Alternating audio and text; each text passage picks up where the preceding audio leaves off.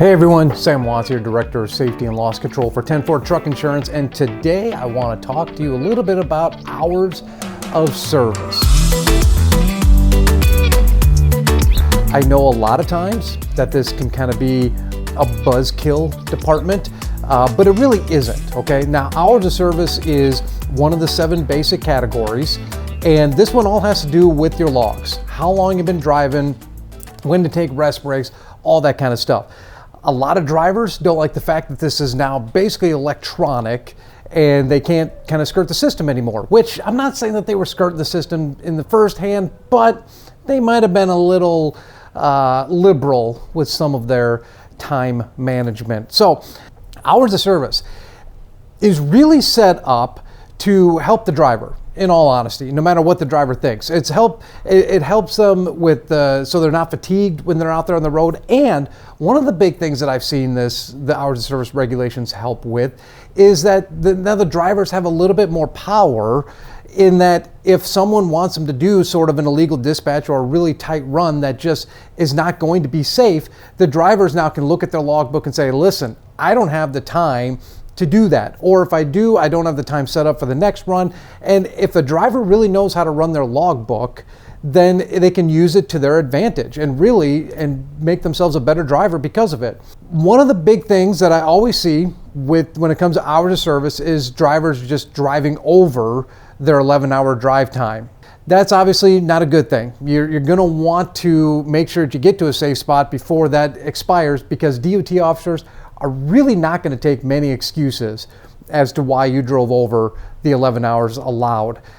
Again, there's parking issues out there right now. Again, I get it. But this is just how the FMCSA is viewing the hours of service, is that they give you a certain set of hours to drive and they expect you to be able to do it in those certain set of hours. They also give you a certain set of hours to work. You know, you got the 14 hours that you can work. 11 of that could be driving, but 14 or 3 more of that could be working, unloading, loading, fueling, all that kind of stuff.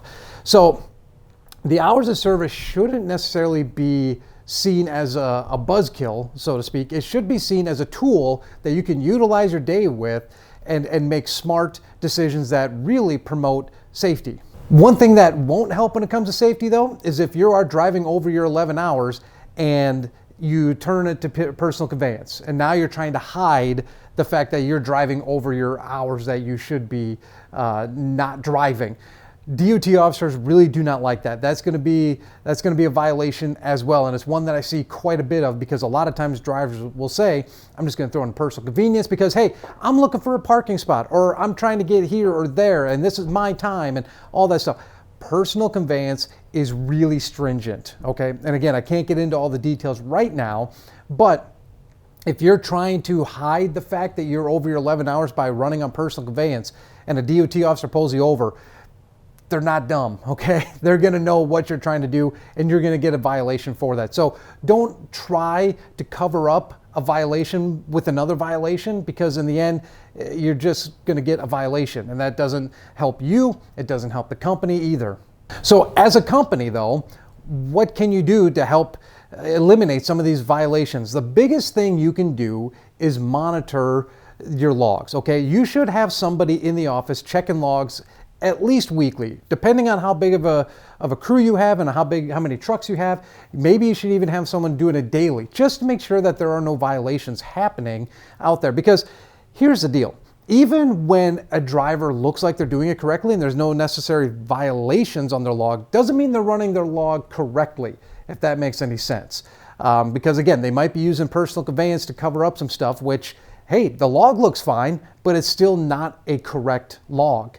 So you need to have somebody in the office that's looking over this stuff at least weekly, if not, like I said, daily, just to make sure that all the logs are up to date. Because again, if you're not watching out for these logs, the DOT officer is definitely going to be looking at the logs. And taking it one step further, if you have a driver that gets into a crash, and the first thing the lawyer is going to ask for with that driver is, let me see their logs. And you need to make sure that you have those logs either stored, and you need to make sure they're good. If you give a lawyer a driver's logs that shows a history of violations in there and you didn't do anything about that, you're going to be in big trouble. Okay, that's just the nature of the beast. So make sure that you are monitoring driver logs at least weekly, if not daily. Okay, don't get a huge backlog of logs, I guess you could say it that way.